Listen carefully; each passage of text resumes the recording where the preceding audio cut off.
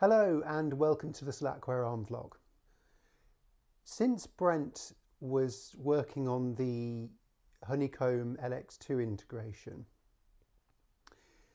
one of the things that I realised immediately after looking at how we were going to configure the Grub bootloader was that we'd already accrued some technical debt within the Slackware installer. If you don't know what technical debt means, quite simply, it's just that you designed something, you built something quite some time ago, usually, and it's come to a point where you look at it and think, I don't really want it like that way anymore. It doesn't really fit with the future plans, but it's a debt. We need to keep servicing the debt. We need to perhaps maintain it. We need to keep testing it. And in this case, the technical debt is the way that we configure, well, actually, it's not the way that we configure, it's where we configure U-boot within the Slackware installer. And U-boot is the bootloader that we use on the Rock Pro 64, Pinebook Pro, and the Raspberry Pi. And, and also in Slackware 32-bit, but that's a different story. Inside the Slackware installer, the way that I implemented it was to configure U-boot early on within the installation process. In fact, even before you'd installed Slackware. And that was basically just because it made sense at the time. And I was trying to get everything, there's so many moving pieces to the AArch64 port, because even though it was based on the 32-bit port, I decided to redesign pretty much everything about how it works because it didn't scale for the new goals of the AArch64 port. So I decided to redesign all of this stuff from the ground up, and one of the elements of that, which has now become a piece of technical debt, is this piece of code here that you're looking at. And so when Brent came to integrate the Honeycomb LX2 work, he tried to copy the way that I'd done it for U-boot, and it didn't work. And so I realised that, okay, we need to put the Grub configuration in the post-installation phase. So you've installed Slackware, you've got Grub installed in the OS, and now we just need to configure the bootloader. So we needed to do it at the end of the installation rather than at the beginning.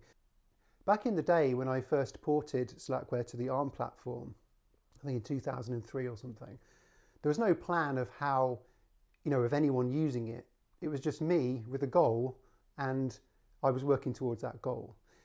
At the time, there were, I think, basically two ARM-based machines on the market. I mean, there would have been more, but in terms of consumerware, there was just two, really. And those were the StrongArm RISC PC and the Coral, I don't know how you pronounce it, Netwinder. I used to have a Netwinder. I wish I've not thrown it away, but I thought it was old and trash, and it wasn't. It was old and trash when I threw it away like 10 years ago. But I had it, and I wish I'd have not thrown it away now. I could have shown it to you, and again with the VT220 terminal I also binned, which I could have connected up to the ARM boards and shown you an ancient actual terminal. But anyway, regrets. Yeah, there were really only two machines back then, and I had the RISC PC and a Coral Netwinder. As time progressed, there were more and more ARM hardware models available, both on 64-bit and 32-bit. When you look on the website, you'll see there are a collection of qualification criteria that I have created through the years that guide me when I'm looking at ARM hardware models. Because back in the day I spent £1,000, or actually more than that, which is a lot of money even now actually. So a lot of money to spend on something, and then realised that, the vendor never upstreamed their hardware support into the Linux kernel, and so this machine's now abandoned. And so I learned that lesson early on. And so there's a whole qualification criteria that I have when I select hardware models to be supported by the project. And also some of them really, it's just about personal interest. Expanding the frame a little bit, one of the project's goals now is to provide the core OS, so the full port of Slackware, and installation documentation for a small range of hardware models. And those hardware models need to be supported upstream properly within the Linux kernel in particular. And that leaves everything else indirectly unsupported. What that means is that the core OS will run on basically any 64-bit ARM hardware model.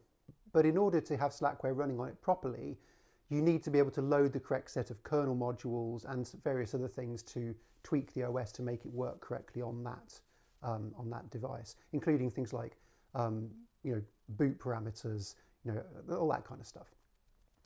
Now, the goal of this project really is, because the Slackware user community are reasonably technically proficient and sometimes considered as expert users, the goal of this project is really to provide the OS support for a few hardware models that you can use to get Slackware running. And then if you're interested in it and you've got the skills and you want to make it work on other hardware models, as many of you already have, it's really to provide a set of instructions and reference documentation that enable you to get Slackware working by yourselves on other hardware models.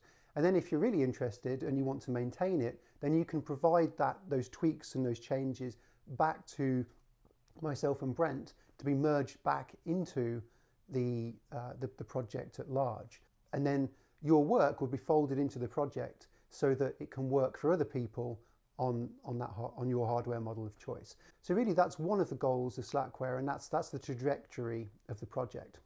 In this video we're going to deal with that little bit of technical debt and move the U-boot configuration into the same installation, into the post-installation phase where the grub configuration lives. So moving on into 2024, I'm going to start documenting what I call integration touch points, and this will allow you to understand what it is and where it is you need to look in order to get Slackware working on your hardware model. Now also we have this here as well, which is a computer case. It's nothing more than that at the moment.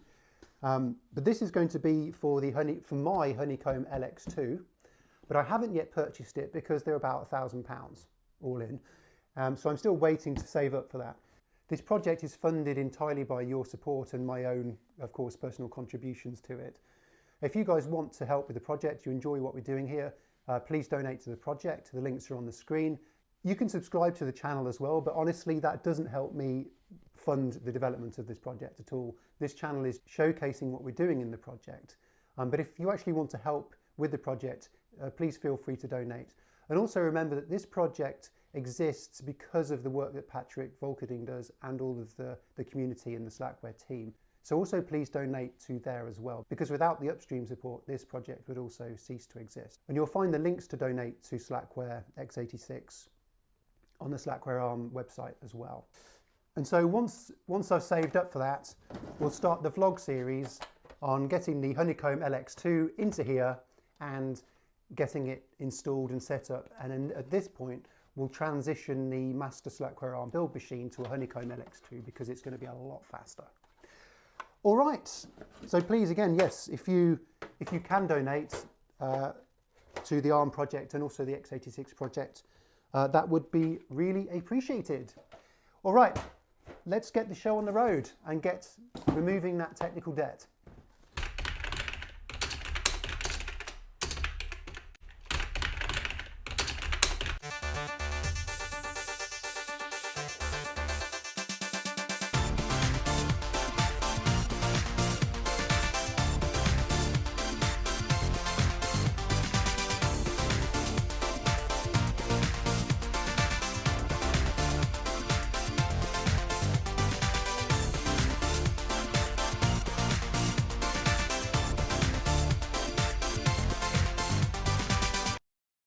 So to begin with, I'll unpack the Slackware ARM installer and then show you where the components are that we're going to be touching.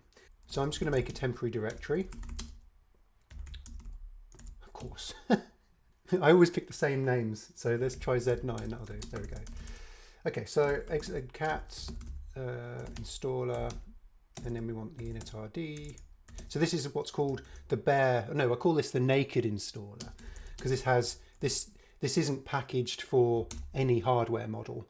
This is just the raw compressed CPIO archive that is then baked into the all-in-one installer or the bare installer images that you DD to your SD card. So this is an image, the installer image. You don't DD this to your SD card. You could TFTP boot this.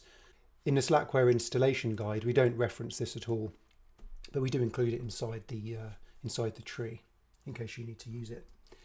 Right, so we're inside the installer now, or the unpacked installer, and the files we want to look at are in user lib setup, like that, and they are this one here. So there's a script here called set partitions. There it is. So this bit of code, it formats the file systems and sets the FS tab up. So that's what this does. And when I was porting Slackware to the Arch64 platform, when I got to the Raspberry Pi 4 support, I realized that we needed to label the file systems, because in Slackware on x86, we refer to we address the file systems based on the device's address. So for example, /dev/SDA, SDA1, for example. But on the Raspberry Pi, that address would change. Where you had more than one storage device connected to the USB bus, they could alternate, and often did, across boots. So SDA would be SDB on the next boot. So of course you can't statically configure your operating system when you've got an unstable, or rather when you haven't got static device names. So I needed to find another way of being able to statically configure the mount points within the operating system, and the easiest way to do that was labeling. So I was going to merge the code that I developed into this script here, but yeah, we don't need it in Slackware x86, so Patrick didn't want to include it because it means lots of retesting on the x86 side, and there's no need if we don't need it in x86. So what I've done is I've somewhere, if I search for ARM/Slack, yeah. So what I've done inside of this script, I've made it source or include another script that handles the file system labeling and fixes the FS tab as well. So instead of patching all this stuff in, I've just patched in the include here, which is a lot easier. But although it does mean that this script is more complicated than it needs to be, it would be less complex if I just merged it all in. I mean, I could do at some point if we need it on x86, but we don't. We haven't done in, 30 years since the... So, yeah, I can't see us needing it anytime soon. All right, this is what we're going to work on today, and this is where it's called from. Okay, we don't need to save that. Then we have, so the script we're going to work on today is called ARM/Slack set partitions, ARM/Slack being the original name of the port. And so this was created back in 2021 when I began porting to Arch64. So yeah, pretty much this script basically just labels the chosen root file system as SLK root, and it handles all of the different file systems that are supported within the Slackware installer. And that's what that does. Now the bit of code that we need to move isn't particularly extensive. It's quite small actually, and it's really only a few lines actually. It's all of this stuff and a little bit below, and most of it, as you can see, is actually comments. But there are a couple of things that I need to be cognizant of here. So again, we're really only just taking this code here that configures the U-boot configuration file, which is extlinux.conf. We use the extlinux, which was originally called syslinux, I think, that's baked into U-boot. And we're going to move this to the post-installation phase of the Slackware installer, where the grub configuration also lives. Of course, for systems that don't use grub, then that part of the installation will just exit silently. Okay, so now the thing we need to bear in mind though is that when we get to that stage in the post-installation phase, we do need /boot being mounted, because we need to locate this file here, /boot/xlinux blah blah blah.conf. We need to locate that file, and the only way we can do that is if /boot's mounted. And also we need /boot mounted in the OS because the kernel package, the Slackware kernel package, kernel that one, as you can see, if we look at inside that package, we have, well, basically, in fact, almost everything in that package resides in /boot. There's a few other things that don't, like the sample config file and the package installation stuff and this tool here and the man pages and whatnot. But other than that, everything resides in /boot. We need to make sure we've mounted it early on, otherwise the contents of the Slackware kernel package will be installed on the main storage device. In our case, it's usually an SSD drive or hard drive or something. So we need to make sure we've mounted it early on. So we still need to retain all of this code here where we mount it like that, and then everything else we can move it away. There's also a little bit of code at the bottom here which really probably shouldn't be in here, in this script here, but if I move this elsewhere, then I just introduce even more complexity, which I don't really want to do at this point, and I don't see the point. So at the bottom here, this is where we handle the oddball systems like the Raspberry Pi that are just like, really out there. Everything's abnormal with the Raspberry Pi. So that's where we handle this abnormality here. And we, on the Raspberry Pi, we have another partition which we mount to /boot/bootware in Slackware. And we also need that to be mounted in case we need that as part of the installation process. I actually don't think we do. I think we could probably mount this in the post-installation phase. Mount this /boot/bootware /boot/platform directory in the post-installation phase. But yeah, I don't want to touch that at the moment. I might address that at some point. But yeah. And then what else do we do? Yeah. Oh, there it is. There's the mount there. So yeah.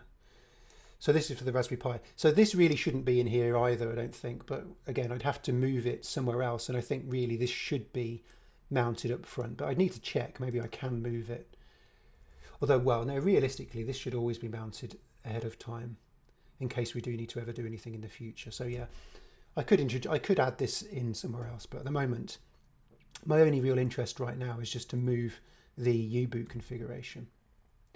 So what we're going to do is we need to take this bit of code and then move it into another script. And that other script is in here, slack post install script. This is some information about the Slackware installer on the ARM platform. So this is going to be updated as we move into the future. But at the bottom of here, I've made a little exposition of this additional post-installation set of scripts and facility that's in the Slackware ARM installer. It's not yet in the upstream Slackware x86 installer, although I may see if I can push that upstream at some point.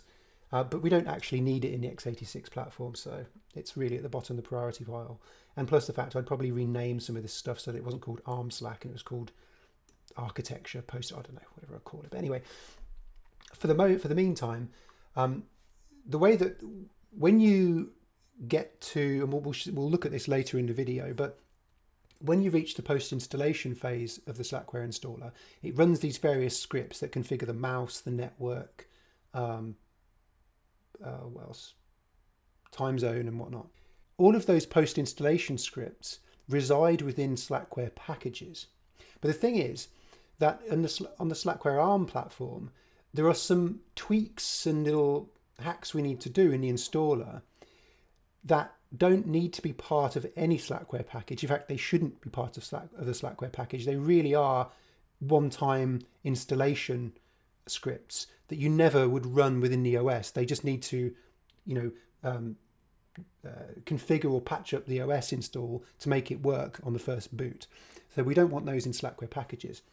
So what I've done is I've introduced a post-installation phase facility into the Slackware ARM installer, and essentially that is this script here within the installer, and it basically runs everything in this directory that I've highlighted here. And here is a list of the present set of scripts within that directory, and they'll be executed in order, in alphanumeric order.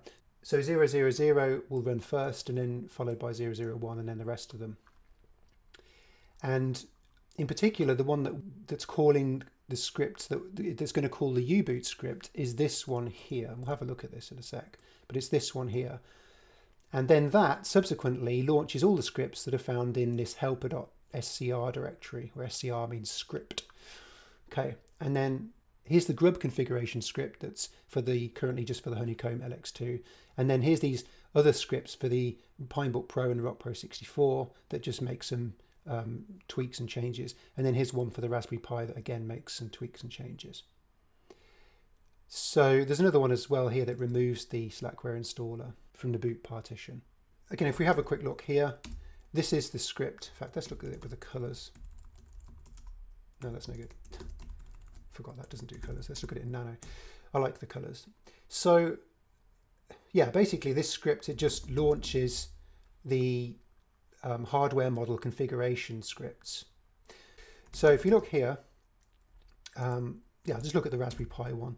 So this one checks the Raspberry Pi, and basically, I think, oh yes, it installs the mod probe conf for it. But yeah, so for this one runs only on the Raspberry Pis, and it removes the flattened device tree configuration from the U-boot config, because the flattened device tree is configured within the native Raspberry Pi bootloader, because it just works properly there. It didn't work properly in U-boot. And also the Raspberry Pi has so much information available on the web about how to configure the device trees for Raspberry Pis that it makes so much more sense to just use what everyone else is doing. So this just deletes the flattened device tree config from the generic U-boot config that we ship in Slackware, and then installs the appropriate mod probe config for the Raspberry Pi into the operating system. And then we've got the RK33991 one. So this configures the suspend to RAM support, and also in the future it would also configure the hibernation support as well, but that currently doesn't work. It doesn't in the current kernel anyway, maybe it will in the future. And then installs a default ALSA config, which admittedly actually isn't particularly great. It doesn't really work that well actually, but anyway. If you guys ever figure out how to make a nice working out-of-the-box config for ALSA, please do let me know on the forum, because I would love to include it, because it used to work. The config used to work, it just doesn't work properly anymore. But anyway, there it is. Okay, and then what we're going to look at today is the grub configuration, because we're going to base our new code on this one, and we're going to make ourselves a version of this solely for U-boot.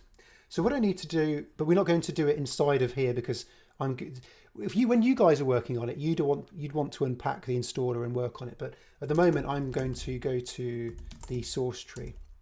At the moment, though, this source tree that's publicly available does not include the Slackware ARM installer. If you're interested in the installer, you can look at the Slackware 64, the x86-64 port of Slackware, and you can find everything in there. We do use that to build the Slackware ARM installer, but we also hack it to bits post-build to make it work for ARM. Eventually I will make all of this available, but at the moment it's just too much of a mess to push it public, because I don't want you guys looking at it and thinking that this is how you need to work on it. Well, put it this way, I know how to make it how I want it, I just need time to spend putting it all together, and I'll probably work on that next year in 2024. I need to upstream a lot of stuff to Slackware upstream for that. So if I copy this here, Okay, so what I'm going to do is, so basically all I'm going to do at the moment is just strip all of this lot out and just leave myself with the code I actually need, and then I'll move it into the right place. So that's going to be mounted like that. There we go. Okay. All right, so I just need that code here, and then we don't need any of this either at the bottom, so we can get rid of that stuff like that. So that's most of the code that we need, and I'll sort out all of that in a moment. But then what we need to do is arm/set partitions, and we need to then remove it from here. So we then need, so that mounts it, that's good. So we don't need, it's basically after here, isn't it? So we can strip all this out like this, and this should just end with a fee. Yeah, there we go. Perfect. So that's removed everything that I don't need anymore. So basically all it does now in this arm/set partition script is just detect it, detect the SD card. Well, it does all the labeling as it did before, but it now mounts the boot partition, flags up an error if it didn't work. We handle the Raspberry Pi nuances as well as we did already. So that should be fine. That code looks good. The thing is, at the moment, I can't really test this easily without making a lot of effort. So I will actually have to just test this within the installer. It's the easiest way of doing it. So I'm just going to make sure I double check everything. Then what we need is we need to go to arm/post oh no, it's not, it's this one here, I think. Platform arch installer helper. Yeah, that's it. Move arm/head slack, and then we're going to call that 00, call it 001, it's fine. U boot. In fact, I'm just going to call U boot without a dash in it.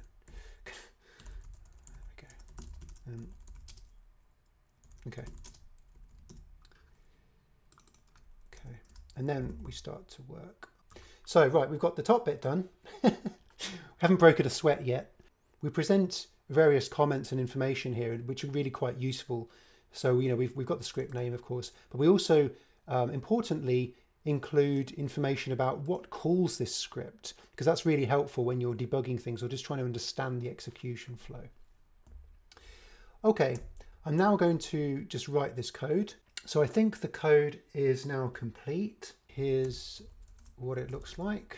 Not much to it. Code needs to know where the root file system is within the installer, where it's been mounted.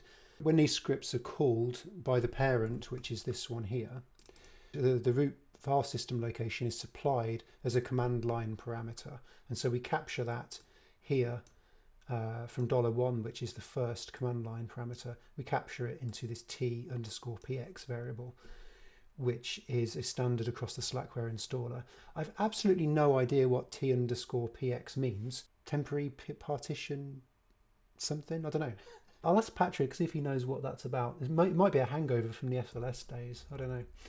Anyway, that's a standard. That's what we're doing. So we capture that. So then we have a temporary location here within the installer. And this is where many of the installation scripts drop configuration files that are then referenced later or in other parts of the installer. So we need access to that as well, because the arm/set partition script that I showed you earlier also drops a couple of files into here that we need to reference. In fact, that's what we do next.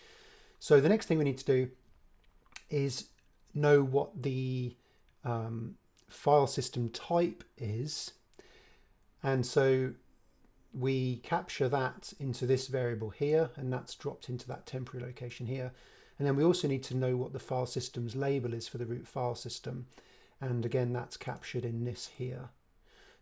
The Slackware standard set partition script also does this. It makes one called set root dev. But again, because we're using labels, we need to know what the label is. As it happens, the label is static, it's slk root, but I wanted to make it dynamic in this script anyway. I didn't really want to hard code that stuff in too many places, if I can help it. And then we need to know what the configuration file for U-boot is. Here's its location within the OS. We've got a little case statement here, although it's commented out because we don't need it. But perhaps in the future, we may need to make some adjustments depending on the hardware model. At the moment, again, we don't. So I've just included it here in case we ever need to in the future. And then this is where we do the configuration of U-boot. So basically, I just copy pasted this from the previous script and just changed a couple of things. The location, the variable names and stuff like that. But other than that, it's identical. And that's it. That's all we actually need to do. So hopefully this should all work. And I've double checked it, just reading it through, and yeah. So it's basically just the if statements to make sure they're all closed and everything. It all looks good to me. All right. So now what I need to do is boot up my dev box. So now I'll switch over to the serial console of the Rock Pro 64. And we now need to power it up, which just means plugging that in like that.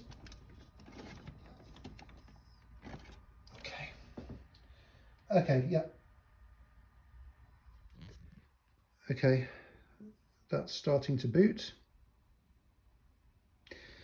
I'll tell you what would be good though. One of the things that I like about the Raspberry Pi setup we've got here, and this was Phil's idea that did the SARPI project for 32-bit ARM, was this was his recommendation for the Raspberry Pi, which was actually, if I recall, was really just to stop yanking in and out the cable and damaging the power socket on the Raspberry Pi. But you're not going to damage the power socket on here. It's much more sturdier than this Raspberry Pi thing. But nonetheless, this inline power switch would actually be quite nice. But yeah, oh well. I suppose I could always make one, couldn't I? Okay, so the machine has almost finished booting. So what we need to do now is just get the installer onto this thing.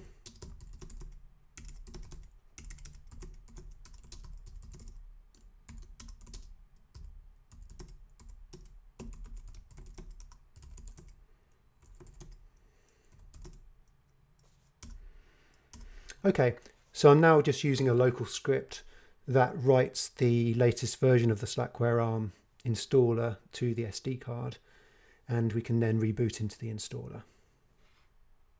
So that has finished writing, so let's reboot into the Slackware installer. The first thing I need to do is mount the NFS server and copy the latest versions of those scripts into the installer, because I haven't rebuilt the installer with those changes in it. I'm not going to do that until I've tested them, because that takes a little while to rebuild that. So let's make ourselves a directory into which we'll mount our NFS share.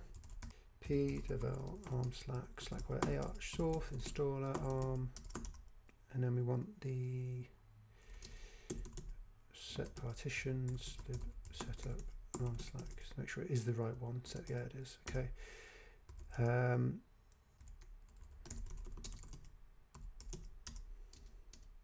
it.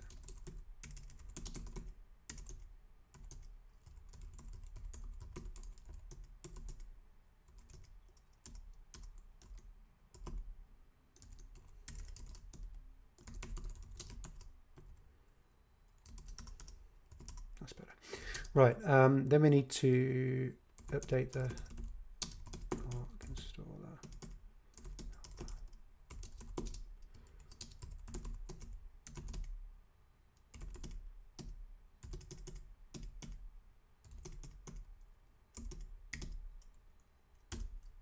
Okay, make sure everything's in there.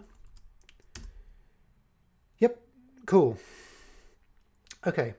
So I've updated the scripts within the installer to the latest versions we've just been working on, and now I need to run the installer. But before I do that, inside of the installer, there is a little script in the root directory called, well, in the root's home directory, I should say, called QGO. And this is what I use to launch the Slackware installer. And it just, you can see what it does. It's, do we have nano? Oh, we do.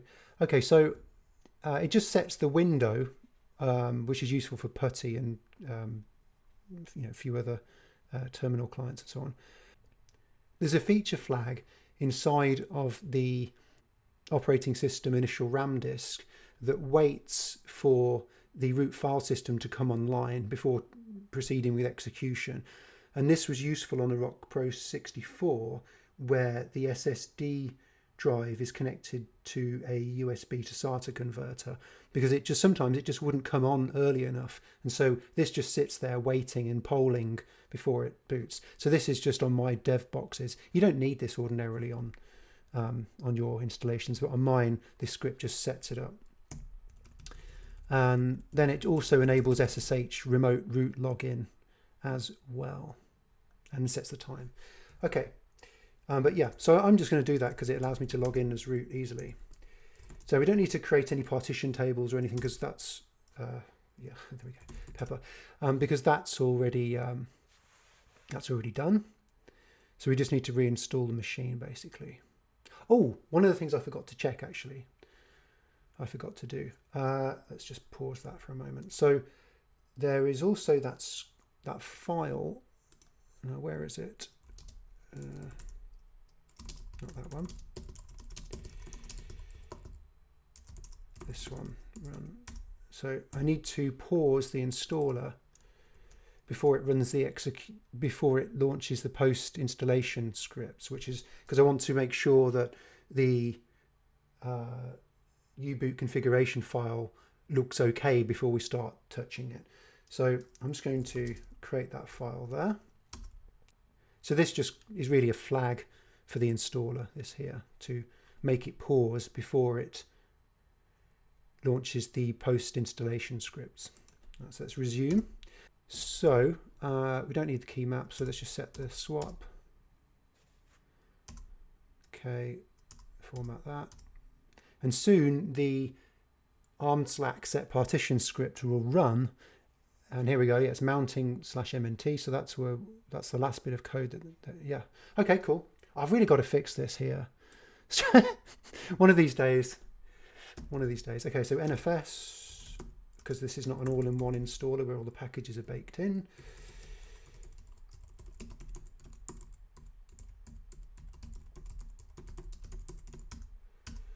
Okay. Cool. I don't need to do a full installation, but I'm just going to do it anyway because it's always best to test with a full installation. Although all of the changes we've made have no bearing to any of the packages that are installed, because it is actually just U-boot. I suppose the kernel's the only thing really, but that's it. Okay, so we'll return when that's installed. The packages have installed and the installer has paused before we execute any of those post-installation scripts. Now, I'm going to SSH into the installer now because it's easier to work with it than it is when you're restricted to the 80 character length terminal. So let's SSH into it. Okay, there's no password on the installer, although you can set it actually using a kernel command line operator, which is inside the install guide, or maybe it's in the installation info. Anyway, so what we need to look at is, so we've got mnt boot, and we want X Linux. Here we go. So here's what we have at the moment. This is the default. At the moment, this ext Linux configuration is just there to boot the Slackware installer. So this is what you would have seen earlier when this machine was booting. That looks good to me. So what we're going to do is resume the installer. So let's press enter there.